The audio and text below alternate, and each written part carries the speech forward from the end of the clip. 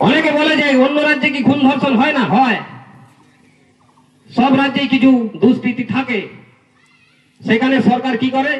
উত্তরপ্রদেশে যোগীজি সরকার দেখেছেন, সেখানে উনি ডাইরেক্ট বলেন যে ধর্ষণকারী কোনো বিচার নয়, একদম এনকাউন্টার। আর ইনি কি করেন? সাজানো ঘটনা, ছোট্ট ঘটনা বলে সমস্ত প্রশাসনিক ক্ষমতাকে কাজে লাগিয়ে সেই তথ্য প্রমাণ লোপাট করে দোষীদের বাঁচিয়ে দেন।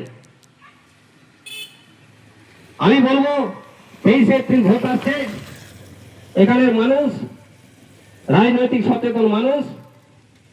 এখানে বিগত যে সমস্ত ভোট হয়েছে আমার মনে হয় অঞ্চলের আমাদের নেতাদের কাছে রিপোর্টও আছে, এই বুথে সর্বোচ্চ ভোট পায় বিজেপি।